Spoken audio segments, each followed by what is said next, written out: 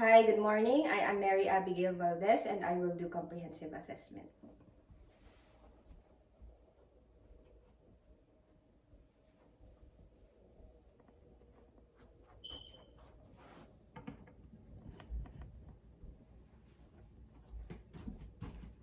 First, I will do hand hygiene.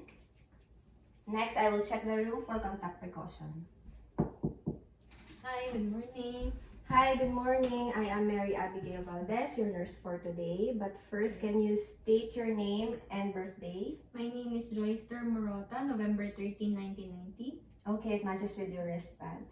I am here today to do comprehensive assessment. Is that okay with you? That's great, thank you. But first, I will close the curtain for privacy. I will start with the general appearance. So the patient appears calm, relaxed, and well-groomed. She's able to sit on her bed and move from the chair to her bed without any assistive devices. No slurred speech and facial symmetry is noted upon inspection. Next, I will check for your chest. Can you do deep breathing exercise, please?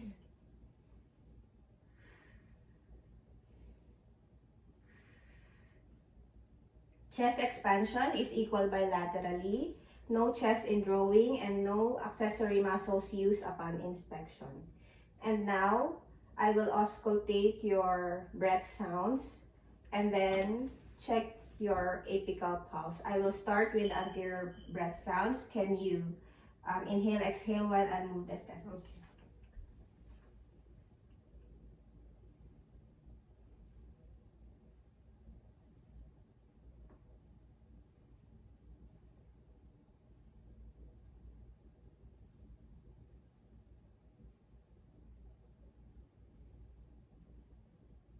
Now I will check for your apical pulse.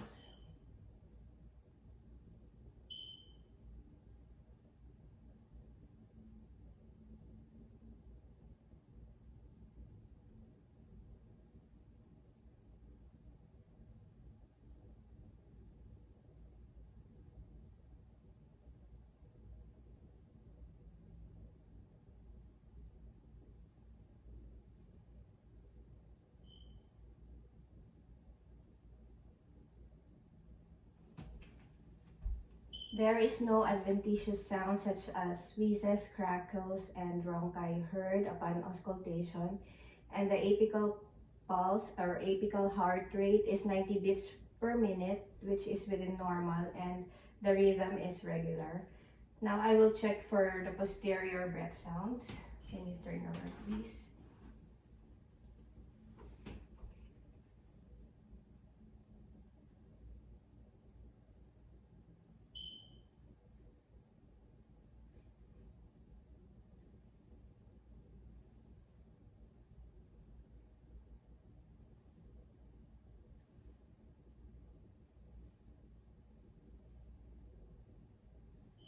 And then I will check for the lung expansion. Can you inhale and exhale, please?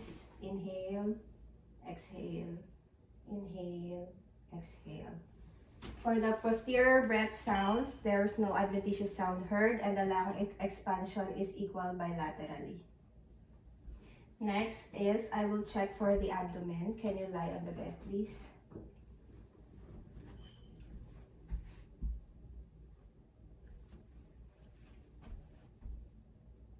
So upon inspection of the abdomen is flat, symmetrical bilaterally. There is no lesion, bruises, and discoloration. And next, I will auscultate for the bowel sounds.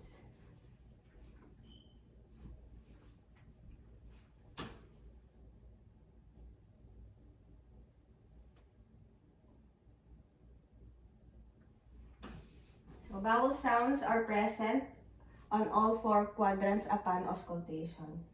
And next, I will palpate the abdomen. Let me know if there's discomfort or pain.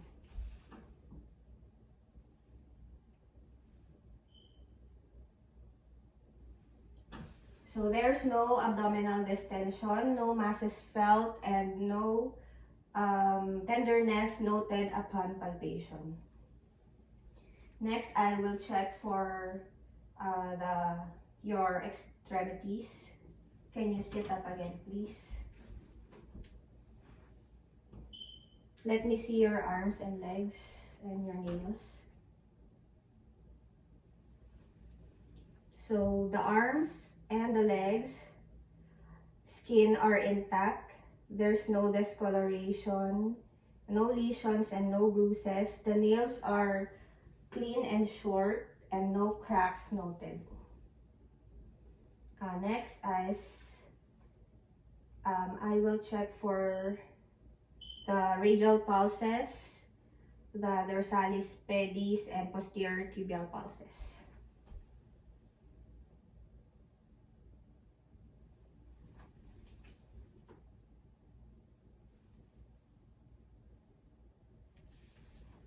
Radial pulses, dorsalis pedis, and posterior tibial pulses are equal bilaterally, regular in rhythm, and +2 in strength. Next is I will check the capillary refill and CWMS.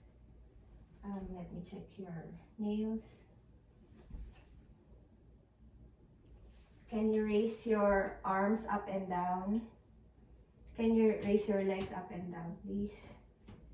And can you tell me if this is sharp or dull? Sharp, dull, sharp, dull, sharp, dull, sharp, dull. Thank you. So the capillary refill is 2 seconds, which is normal. And the color is uniform for the appropriate race. It is warm to touch. And the arms and legs are able to move and can identify or feel sensation. Next, I will do the hand grip strength. So can you squeeze my hands?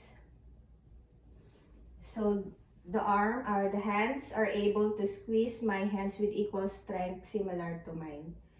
And last step is I will check for the dorsiflexion and plantar flexion. So can you point your toes to your nose? Can you point your toes to the floor? Okay. So dorsiflexion and plantar flexion is strong and equal on both extremities, even with resistance. Okay, that's all for the comprehensive assessment. Thank you for your cooperation. And now I will do documentation for my findings.